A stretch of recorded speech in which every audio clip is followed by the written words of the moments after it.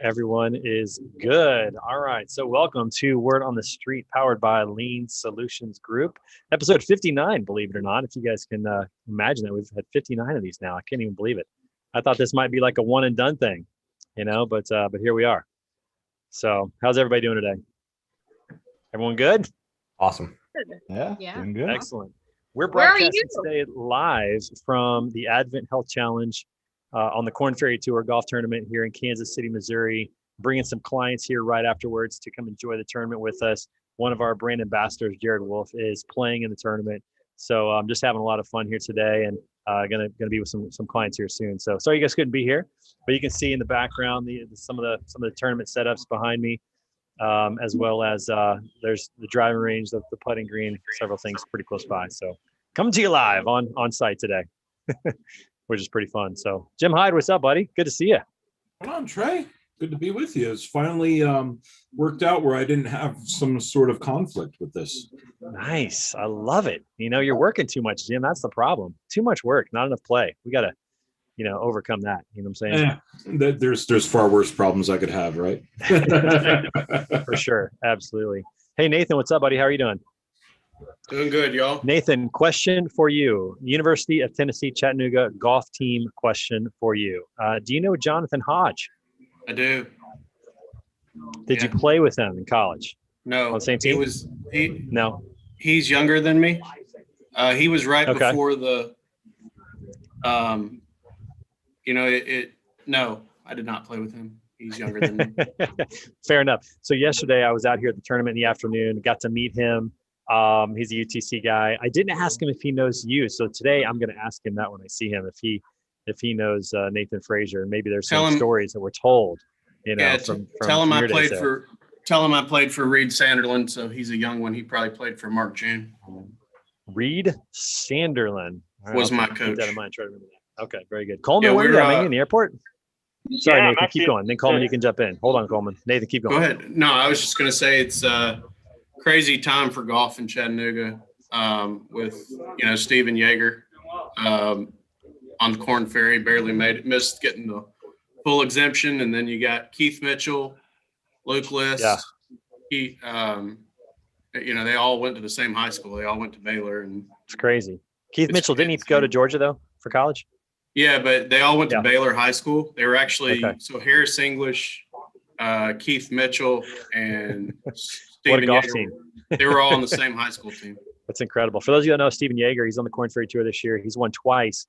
He almost won last week. He bogeyed the 17th hole to move into second place and parred 18 and finished second. If he'd have finished first, he'd be playing on the PGA Tour next week. But he's going to be here for a little bit longer. One thing about him that makes me so happy about my payments on my car and stuff is going to BMW and stopping by to get a second key on a car I bought. And he's sitting there. I said, "Hey, buddy, how are you?" He said, "Good." I said, "I didn't know you drove a BMW." And he said, "Well, yeah, I get a new X5 every 2 months because I just signed a BMW." So, life is rough. Yeah, life is rough when you're on the PGA Tour. But and sorry, I've been missing. I've been traveling and stuff. I'm here now. Oh, hey, no worries, man. No worries. Good to have you back on the show. We got Kyle McNaught back on the show. Very excited about that. Coleman, so tell us what you're doing. You're at the airport, is that right? Yeah, Denver Airport, heading to Scottsdale, actually going to a buddy's bachelor party. So thought I would at least stop in here for a second, but I'm going to be boarding here in about 5 minutes. So I'll be in and out as much as I can. Can you find Chris Jolly while you're there? Yeah, I was thinking about it. Figure out where he's at, because of course he's not here. He's never here. I'm just going to go knock on his house door and be like, "Dude, come on." Is he working? What is he doing? Who has any idea? Nobody knows what that guy's doing.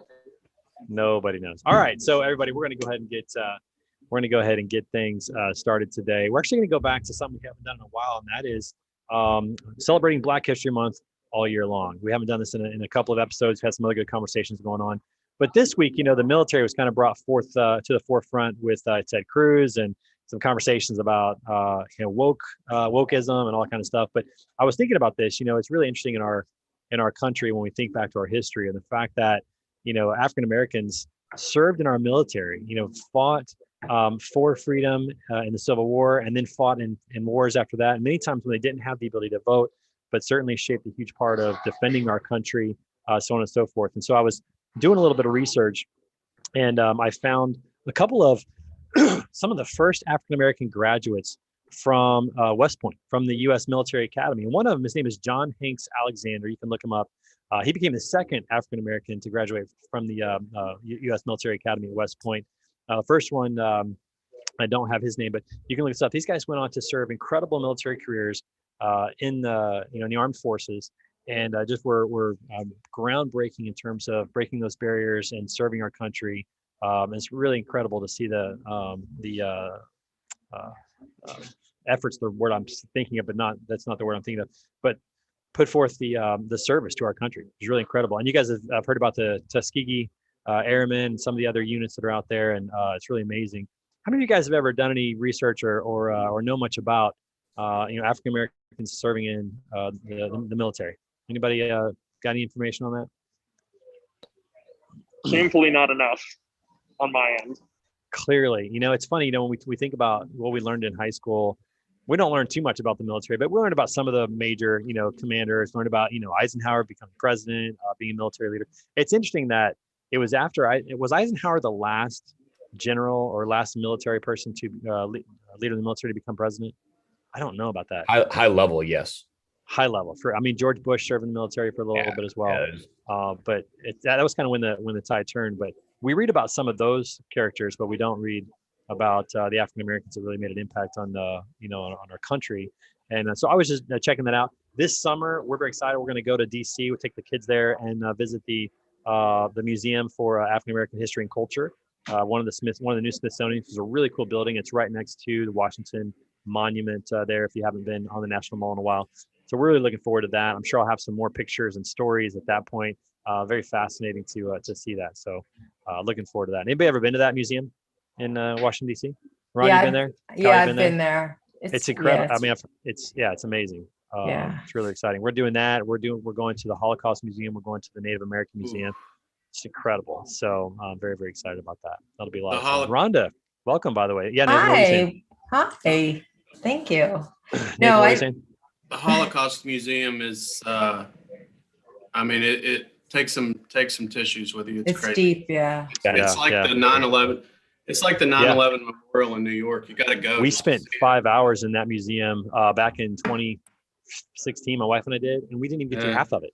And it was pretty emotional. Rhonda, you've been to what have you been to in DC? Which one have you been to? Well, I lived there for almost 6 years. So I've been to all of them at least 3 or 4 times. So, and every time you go, you notice something different and having more of appreciation for, all aspects of our history.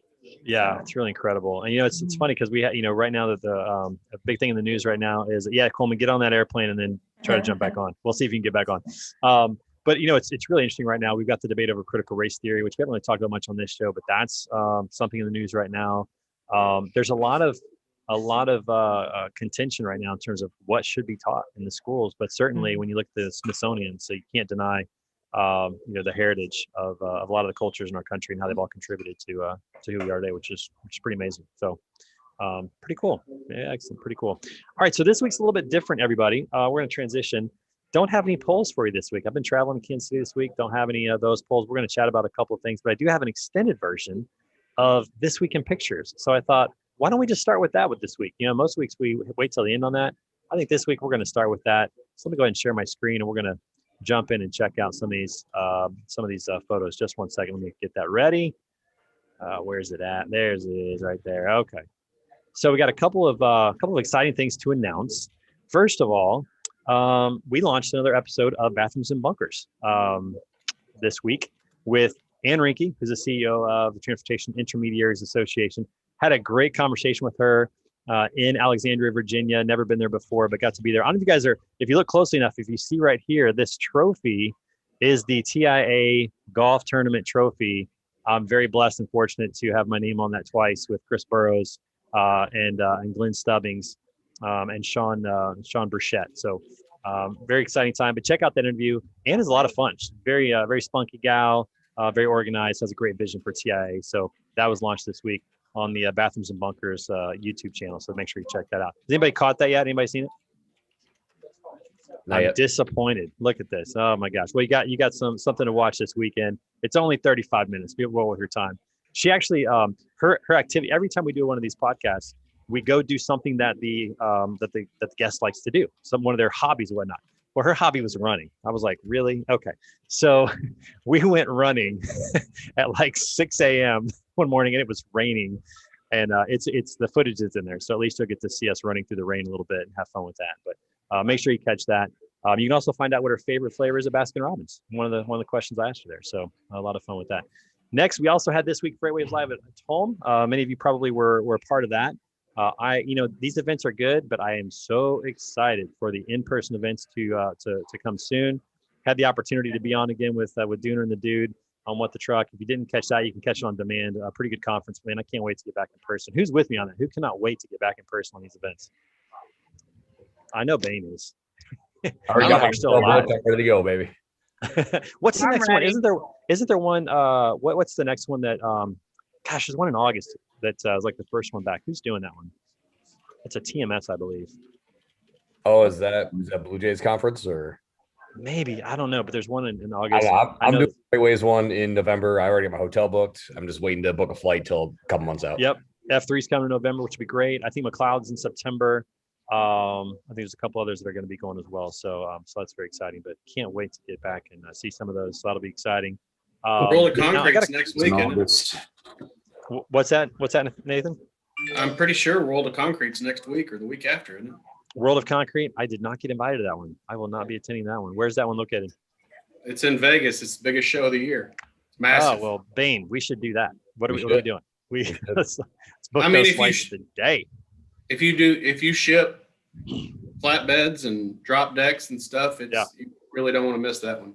If you Yeah, watch for that gold where they dig for the gold on the Discovery Network, all you're doing is you haul that mining material for them, basically. Got it. Machines. Very good. Yeah, I bet Raquel should go to that one or at least be a part of that one. So she does a lot of flatbed as well. Okay, Bane, tell us what's going on here. What do we got here?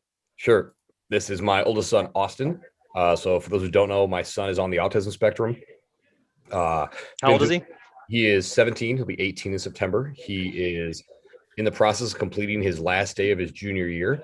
Really exciting this year because he actually graduated from the special ed program. So he no longer receives any special ed services. He is with all neuronormative kids and will end up graduating. He has a shot at graduating or whatever, valedictorian. Summa cum laude. Yeah, whatever it is. Magna cum laude, whatever. Valedictorian for his high school. Would be the first child on the spectrum to ever do that at his high school, which is pretty dope. Wow. Very Really cool. Oh, that's awesome. That's incredible. That is amazing. Oh, Thanks for sharing that. And what's his Love name it. again? Kid, Heart of Gold. Just, Austin, is that right? Yeah, just a Oh. wonderful Awesome. young man. That's awesome, man. That's really cool. What does he want to do? Does he have any idea? I mean, you're getting to that point where you're about to do college visits and stuff like that, man. What's he Yes, gonna do? this is the spectrum in him. He basically already has the life plan planned out. So he has done some internships, doing some computer programming. He's really into movies. And so my gut says he is going to go into some type of like massive role player game and do like designs and art for them.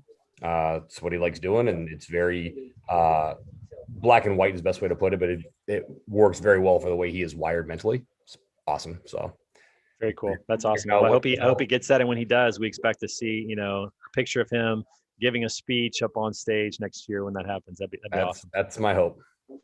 That's very cool. Well, thanks for sharing that. We got one more that Bane shared with us as well. By the way, if you guys have pictures that you want to share for this week in pictures, just submit those to me. Send a text message for future episodes and we'll do that. Tell me what's going on in this picture here. There's a lot going on here. There's a lot going on. You could write a nice caption or something about this, about what's happening. Good stories here. But I think what's important here is, as we all look at it, there's a lot of leaders that are either watching this or are on this panel. Right here, you've got an entire powerlifting team. You've got in the forefront here, Jackie and Eric Stone. It's a husband and wife. Eric coaches Jackie. This was at Nationals a couple weeks ago. In the middle ground, you've got Stacey Hawkins, who is 18 months postpartum, doing her first meet since she had her child. And one of the world's top 30 strongest women, Jennifer Gimmel, with the big ponytail, is taking care of her, wrapping her, handling her at this meet. In the background is my daughter and myself supporting their teammates. And so it's just really cool if you think about when you develop a team and the team is done right and you put the right DNA into it, it looks like a family. And that's what this really looks like and feels like. And so it was really, to me, it was really cool that this shot got captured. It was sent to all of us because it's a really awesome thing. And, but it kind of encapsulates everything that powerlifting is to me. It's family, it's excitement, and it's that pause before everything goes just batshit crazy. Well, and the truth is, it doesn't matter what it is. When you have a family reunion like this, it's incredible. So whether it's, I saw I saw a cycling club recently down in Crown Center. I'm sorry, the Country Club Plaza in Kansas City that came by. It was so cool to see because it was very diverse, all genders, all races, all ages. Some people really young, some people that were probably in their 70s or 80s, all on this bike ride together. I think that's really cool. That's awesome, man. Really cool to see. Yeah, that's fun. It's what we all crave, right? It's what we all missed in the last year and a half is this type of interaction and community. I think that's why things like Word on the Street has made it because of community, honestly, right? I mean, 100%. we're now a group of people that enjoy getting together every week and just catching up and seeing what's going on. So that's really cool. All right, so we got a few more pictures. Thanks for sharing that. Again, if you have pictures for future episodes of This Week in Pictures, be sure to send them to me. We'll get them on the show. We'll talk about them as well. Next one is, as I said, we're at the Advent Health Championship this week. Very exciting. There's 3 guys on this tour that if they win this week, they play in the PGA Tour next week on the big tour, which is amazing. Jared Wolf is one of ours. He's going to be here shortly. If he gets here in time, I'm going to have him sit down. You guys can say hi to him. He starts at 3:00 today, so I'm not sure if he's going to be here before we get off the air or not, but very excited about that. This guy right here, his name is Grayson Sigg. He won last week in Knoxville, and it's funny about golf. Golf's one of those sports. If you look at basketball players, they all pretty much look about the same. They're pretty skinny, they're cut, they're really strong. You look at most sports, the athletes are very similar. Football has a little difference because you got linemen, you got defensive backs, you got quarterback, running backs, so a little difference there, but they're all pretty strong, pretty athletic. In golf, it's a little different. You see a lot of beer bellies out here, but then you see guys that are absolutely ripped. So here's Grayson Sigg. He enjoys a beer every once in a while, I'm pretty sure. And then you have other guys that are absolutely just ripped out here, like Kevin Doherty and other guys like that. So if he wins again, I believe he's moves to number 1 on the points list or gets really close. So really exciting. And then Jared Wolf's going to be out here as well. So that's coming up. Very exciting about that. Now to the news. And I wish Eric Serta were here. He's not. So you'll have to fill in for him here on the Bitcoin and the cryptocurrency discussion. But Bitcoin plunges 30% to $30,000, does a little bit of recovery. What's going on with cryptocurrencies? Where is this headed? And I'm not in cryptocurrency game. I feel like I'm missing out. I have the fear of missing out on cryptocurrency right now. Anybody else have that fear? Nope. Nope. Nope. Not at all. Like once in a while, I feel like I miss it. And then I'm like, I don't know. Like the people I see talking about it are the same people who had some wild theories during the pandemic. So I'm like, maybe it's not ready for mainstream. Yeah, but it's crazy. A lot of people are making a lot of money on it. You see some vendors who are saying we're only going to sell in currencies. Some say we're not going to sell in currencies. Like, I'm just wondering if at some point I'm going to be like, man, I wish I'd have jumped on that train. I have no idea. I don't even know really. Cryptocurrency mining. I don't know anything about it. I'm so illiterate when it comes to this, but I feel like I'm missing out. That's the feel. Yeah, Kyle. Every one of my Instagram, like if you follow me, or you try to follow me, I don't know who you are. It's all in their bios, Bitcoin, like real estate agent or something like that. I see that every time now. I'm like, seems a little sketchy. Yeah, I'm like, this is sketch. What the heck's going on? I don't know. I feel like, could I be missing out on this? But I Jim, what do you know about cryptocurrency, man? Yeah, so I have a bit of it, and I think that's the challenge right now is a lot of people don't know about it. They want to get into it because, of fear of missing out. And, somebody like Elon Musk, who's, very influential, says he's selling. Yeah. Everybody else jumps on that bandwagon, wants to sell and get out because they don't know about it, right? So they're just grasping at straws. And that's exactly what happens. That's why it plunges like that. Yeah. Hey, speaking of Elon Musk and cryptocurrencies, I thought it was interesting. He put a post that they're no longer going to do transactions in Bitcoin because of the mining of currency. Has anybody talked to him about the mining of the resources necessary for an electric battery? I mean, it seemed interesting that he took a stand against Bitcoin mining, but he's not too upset about mining for electric car batteries. So kind of interesting, but again, somewhat newsworthy. All right, next. So we have this is really interesting. This is where we see media and politics these days. This is why nobody trusts the media and nobody trusts politicians.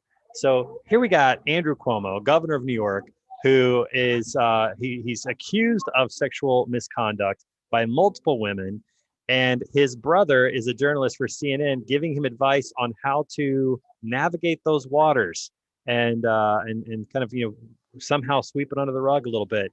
And it amazes me that these people think that we're this stupid that this isn't a problem. If you want to build trust in news media outlets, this is not the way to do it. So I thought that was pretty fascinating. And I think that this actually happens more times than not. I remember when you guys might remember this. Mike Huckabee was the governor of Arkansas. He ran for president, and then lo and behold, who is his press secretary in the Trump administration? Sarah Huckabee. I think there's a lot of this that goes on where former politicians or current politicians and relatives are involved, and again, it just doesn't promote trust. Did you guys see this? What do you guys think about this?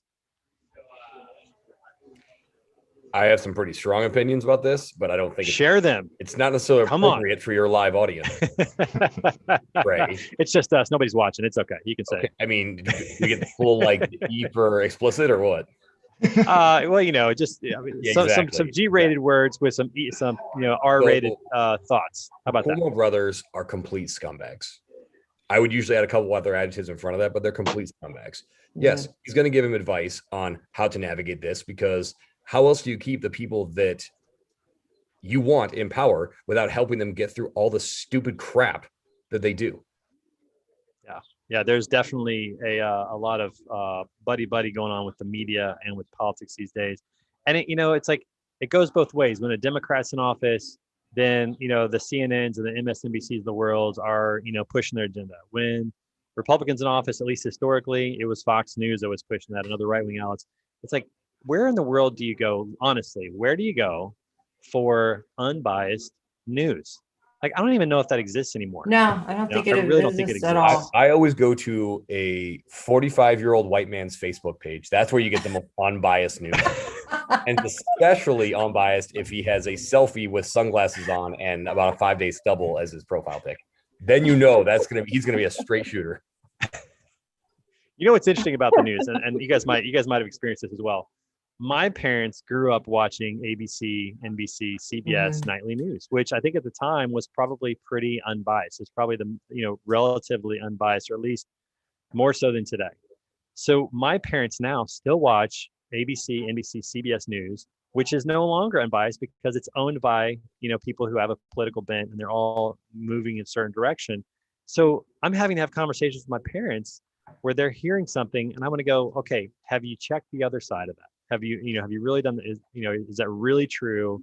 We understand that. Because like I've said before, I think the battle right now is for truth, but it's not for what is true. It's for who gets to tell you what's true. It's for who gets to determine that, and that's what we're seeing in these types of, marriages between media and politics. So very interesting story. We'll see what happens with that. I will give Chris Cuomo a little bit of credit. He at least came out and apologized for it.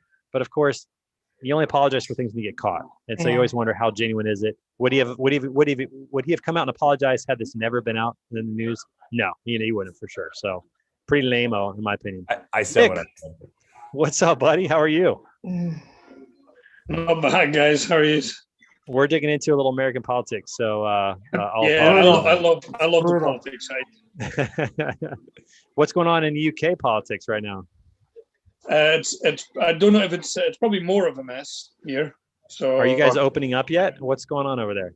Is it getting better? Yeah, we're slowly opening up. Yet at least the restaurants and the bars are open. So at least that's the big step for us. We finally have a drink again. Well, I would hate to turn my camera around and show you everybody out here who I have not seen one mask on property in 3 days out here. So it's just crazy. As soon as the CDC said no masks for some people, everybody's like, I'm out. That will be the same here. The biggest talk of the day here, I don't know if you get any of that over there, is how in Scotland SNP just won, and they're going for another referendum to get Scotland out of the UK just to be independent. No, I did not see that, but that'll be interesting. That seems like a hard web to untangle. It would seem like. Especially in Scotland, there's a lot of Scots that are quite patriotic. Yeah, I believe it. Okay, all right, back to the news. Here we go, back to this week in pictures. So we also have abortion now front and center in the United States again. Texas passed a law mirroring that of Mississippi, banning procedure as early as 6 weeks into pregnancy. I just saw that the Supreme Court will be taking up a measure on the Roe v. Wade, which is coming up. Obviously, the Supreme Court shifted significantly when Trump was in office. So this is back in play. What's fascinating about it is that if you look in this picture right here, you have, where was it? I wasn't here. It was a different picture. There was one that was about, My Body, My Choice.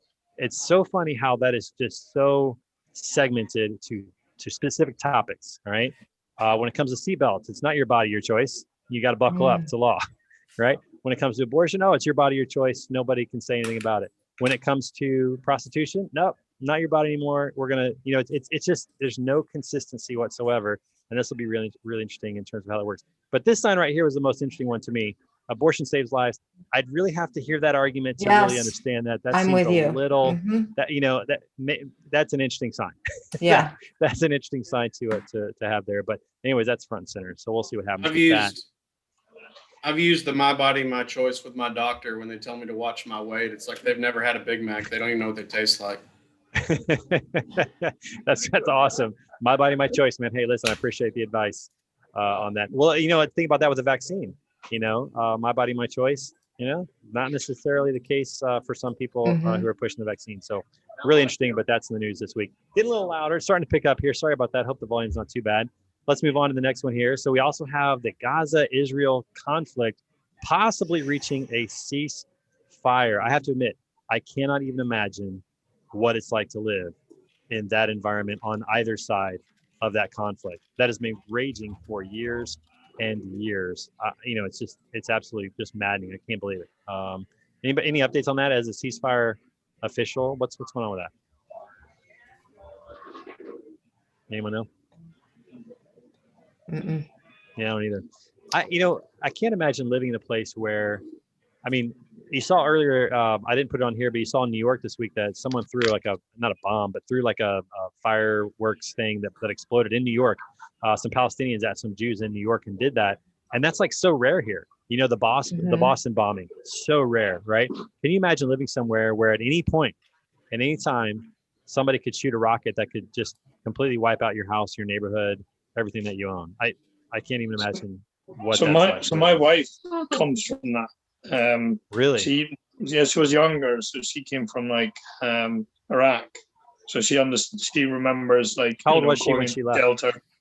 I think 7 or 8. I think up till 7 or 8 before she left. Yeah. So we can't understand that, and then certain things that you carry with you forever. We just won't understand. I wonder why the shake machine is broken at McDonald's and they can't get it fixed. That's my problem. That's a big disappointment in my day when that occurs. Can you imagine a grocery store getting wiped out and okay, well, where are we going to get food now? You just don't even think about the logistics of everyday life because we just take it for granted. And just seeing this go on, it's just absolutely heartbreaking seeing that happen. And what's crazy is, if you read, especially in the Old Testament, the Bible, and the history between, Israel and the Arab nations, and how, it says in there that there will never be peace between those two people, and it's just been true. It's unbelievable. There's just, no matter what happens in history, there's just no peace over there. It's just incredibly, incredibly sad, incredibly disappointing. But hopefully there's a ceasefire. Hopefully humanitarian aid can get in there. But that was pretty wild just to see the Iron Dome, to see rockets being shot, and just absolutely crazy. So we'll see what happens on that. Nick, you should have your wife on here sometime to talk about that. That perspective, I really just can't even comprehend that perspective. It's just absolutely. Yeah, because they're Christian, so there's not a lot of them over there. So they were always the minority. So yeah, they fled. Yeah. Wow, fled. That story alone. Can you imagine fleeing? I can't even imagine what that would be like to say, "Hey, kids, grab your stuffed animal and a couple pairs of clothes. We're leaving." I can't even. Yeah, that story it captures you, the things he went through on the plane, and then ripping up your passport so you just pretend you don't speak English to get into a country.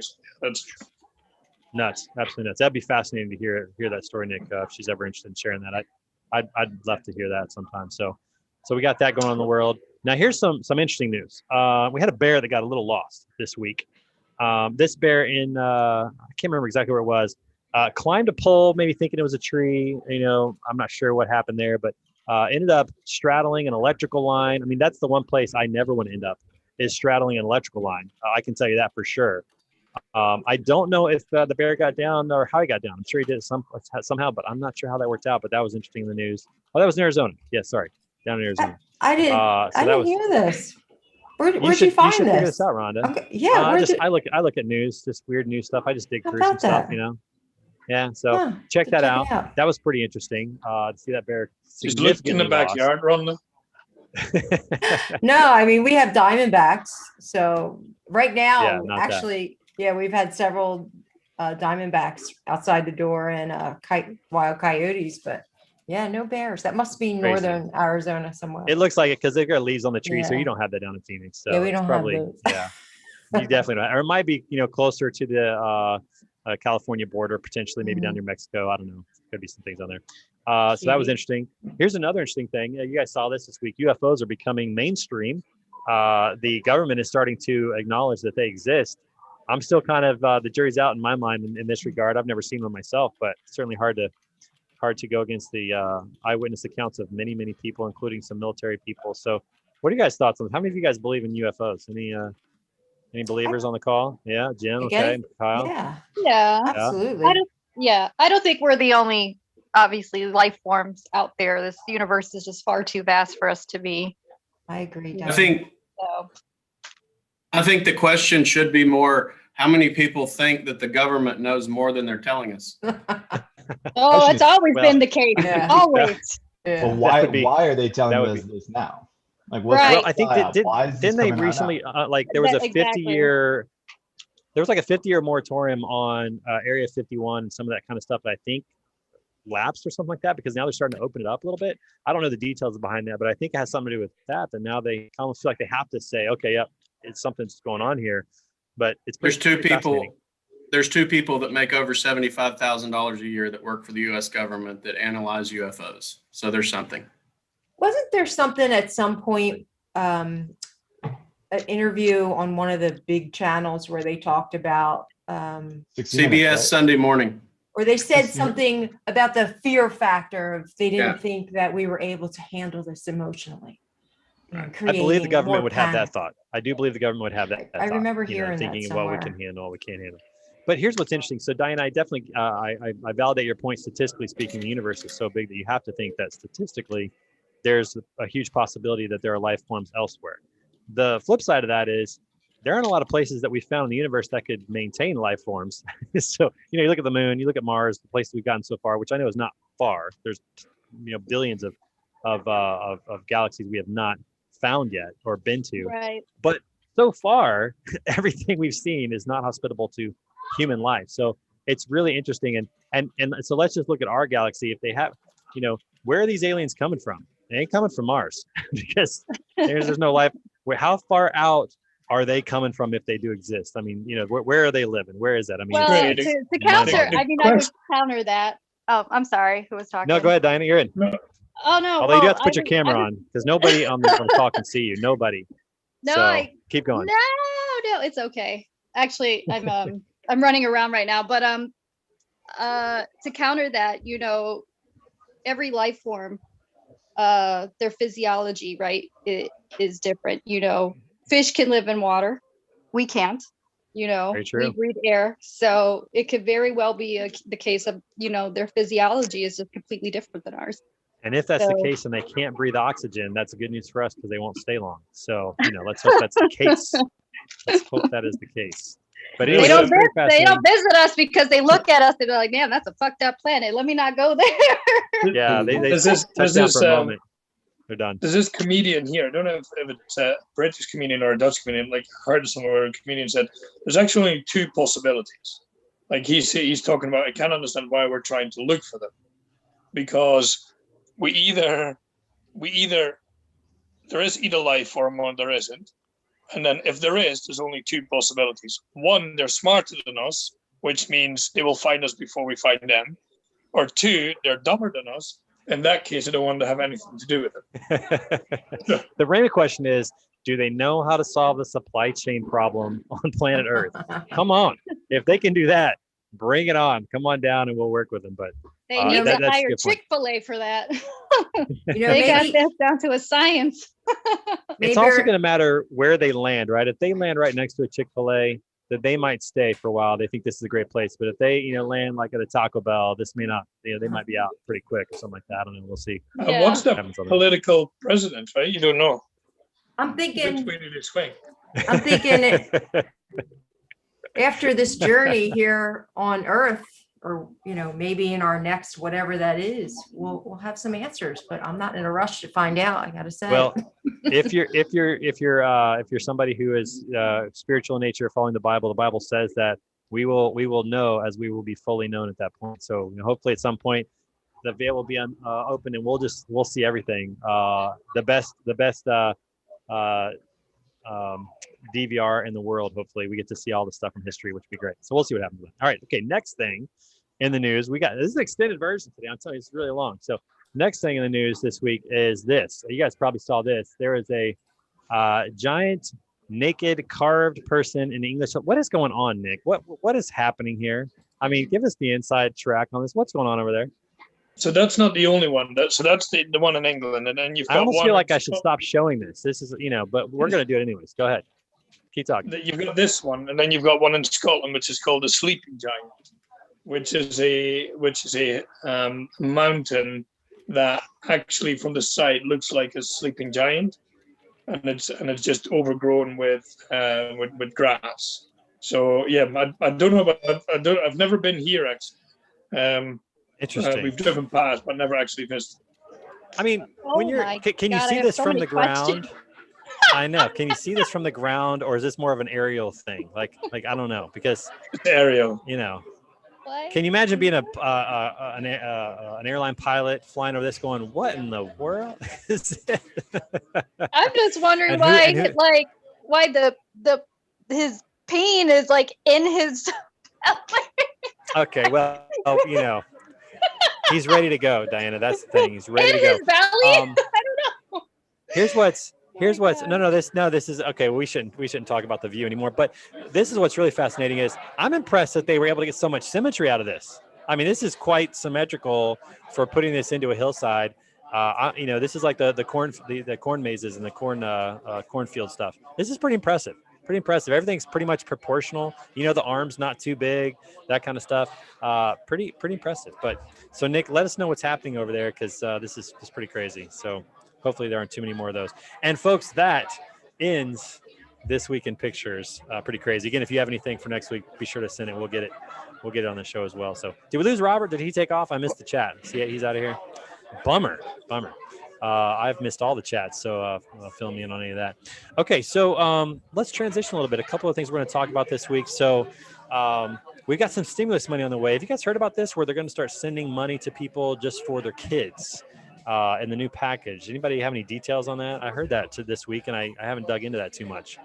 Diana, you got to be loving that. I don't pay attention anymore. I fucking hate. I mean, you're definitely outpacing the rest of us. With 5 kids, you're going to get some decent stimulus money out of that. It's going to go right back to them. Yeah, exactly. It's going to go right back in the economy. But that's pretty interesting. I'm wondering about inflation. I saw an economist this week say that inflation is a sign of a healthy economy. I don't know enough about financial policy to believe that that's true. Anybody? Yeah, Jim, tell us what you know about that. Inflation is a tax. It's your money's worth less. It is exactly a tax. It's just government getting around law, printing more money, right? Which gives them more money to spend. Right. Increasing, the cost of all the goods because of it. Right. I mean, I'm thinking of like my gasoline bill, my food bill's going up, all that's going up, but my wages are not going up. I mean, that's it to me. It doesn't. I don't know why somebody would make the argument that inflation is the sign of a healthy economy. That just seems so counterintuitive to what's actually happening. I think there has to be a healthy, there is a healthy degree of inflation. It's supposed to be, I don't know, 1-2% or something like that is what they've said. And I guess that just means that everybody's making more money and thus spending more money, which I can see a little bit. I don't know. I'd rather there not be, but it's what it is. And I'll tell you what, after the bet the IRS took to me, This this last month, I can tell you who's paying for all those things. Yeah, yeah. No, you're absolutely right about that. I mean, don't get me wrong. I'd still love to have a soda for a nickel, like my parents had back in the day. Ice cream cone for a nickel. I would definitely go for that. But this seems to be crazy. I mean, the price of wood right now has gone 1,200%, I believe, up in the last 6 months. You go get a 2x4 at Home Depot, you're going to pay $6 per 2x4. I mean, that's absolutely insane. The prices for things that are going up. Is that the same with raw steel in the US? Because here the price of like raw steel is just like ridiculous. I haven't seen that on steel because I don't use that, but I'm assuming that it probably would be as well. But the cost of a loaf of bread, the cost of a gallon of milk. I mean, it's all going up, and it's all just going to add in, and it's going to make everybody poorer. To where, I remember back in the day, like if you made $100,000, if a family made it, they were wealthy. Like when I was in the 1980s, $100,000, they were doing pretty well. And now, if you have a family of 4 or 5, $100,000 in Middle America is still kind of, it's a challenge. It's crazy how things have changed. Piano lessons and dance recitals get more and more expensive. Juan, what is up, my man? How are you? How's it going? Good to see you, buddy. We're talking about inflation. I know you have a lot of thought on cryptocurrency and monetary policy and inflation that's going on right now. What's going on in Colombia? How are you guys doing? It's calm. They're still protesting. They won. The tax reform is down. The health reform is down. No, they were going to negotiate the tax reform. Has that been renegotiated, or is it just kind of like on hold? No tax reform. Just off the table. Wow, the power of the people. Yes. Congratulations to the Colombian people on that. Thank you. Health reform was also taken off the table. I don't know what they're protesting now for, but I have to read a little bit more. But they're still protesting. Do you think they're still protesting just from how the government responded to their original protests on the police brutality and things like that? That part is now as part of the negotiations, and the other is there's just certain policies that they just want to take out. Honestly, what I think that this country needs is refile our constitution. We did it in '91 because it didn't work. Now we know '91 doesn't work either, so we need to remake it to current standards. So talk to me about this, because this is fascinating. You're not allowed to do that. In the United States, there's no Let's abolish it. Slow it down. Really old white men. We're just going to redo the Constitution. Right. Tell us about this process, because this is foreign to us Americans. Well, let's say it this way. In '91, we had to reform our entire Constitution because it was just not working with the current laws and everything. They just threw out the old one, started over. Yeah, because we had a constitution from the 1800s. It's like, it's the old, so the elder scrolls. You shall not touch them. It's been a bit more progressive than that, and I think it's something that would be reasonable. We should also change a little bit of our administrative structure. We have 230 something senators for a country that has 23 states. What is that, like a senator for each 100 people? Yeah, that's a little bit too much and stuff like that. That is. See, that's the beauty of our founders. They're like, this stuff isn't changing. Nobody's changing this. We gotta have 2/3 of the states to be able to change this thing. That ain't ever gonna happen, right? I mean, it's crazy, Yeah, it might be. I can't even think of. Is there a political party that has won 2/3 of the states in the last several elections? I mean, 2/3 of the states would be what, 30, 34 states? I mean, I don't think any political parties won that many states in an election. How in the world will we change the Constitution at this point? I mean, it's almost impossible here to do that. So the fact that you guys would just rip it up and start over is kind of crazy. That is the most strategic and humble opinion in regards to the Colombian situation. From my part, I don't think it will happen. I don't think the people that are protesting are even thinking about it. But if you look in the history of South American countries, for example, like in Chile and Argentina, where they protested so much to the point where the only solution, even though the president didn't want it, was to make a reform to the Constitution. And that's solved. And then we're talking about Chile, and Chile is our most progressive economic powerhouse in South America. So considering the situation, we might be open for that. And that would be a smart way to go about it. That would appease all the parties. That is so fascinating. Kyle, I'm with you. This just sounds crazy. This sounds like, this wild Constitutional Congress convention all over again. It's a lot of work. Yeah, it's a lot of work to get it right. Yeah, I know. TikTok, the algorithm's gonna find what you like. You can scroll for hours. Can you imagine creating a constitution in the age of social media? I mean, it just seems absolutely nuts, how that's going to work out. Well, let us know how that goes. But glad things are better for you guys. I know with our teams down there that we're talking to, you can just sense a little bit of calm with them, which is great. So that's awesome to hear. I'm glad to hear that. Are you still coming up to the States soon? Are you planning to get up here? Yes. I am wanting to get on a plane and fly to Miami. You need to make a tour, right? We got some people in Chicago. We got people in Chattanooga, out in Denver, Phoenix, Chicago, St. Austin. Louis. You should just bounce around and say hi to everybody on the call, Make some warm, get the vaccine. Most important, get the vaccine. Get the vaccine. Denver's going to be one of your best places to go in the summer for sure. You want to hit that. Yeah, it's beautiful up there. Don't go to Phoenix. It's too stinking hot. Don't listen to Rhonda what she says. It's too hot. Don't go there. It says I love it's it. not that hot. Hotter the better. I don't trust it. 110 degrees. I mean, it's hot. Dry or not, it's man. hot. Love it. Dry heat. You're wearing the long sleeve right now, Trey. How are you complaining about hot? Where are you, Trey? Is that a golf course?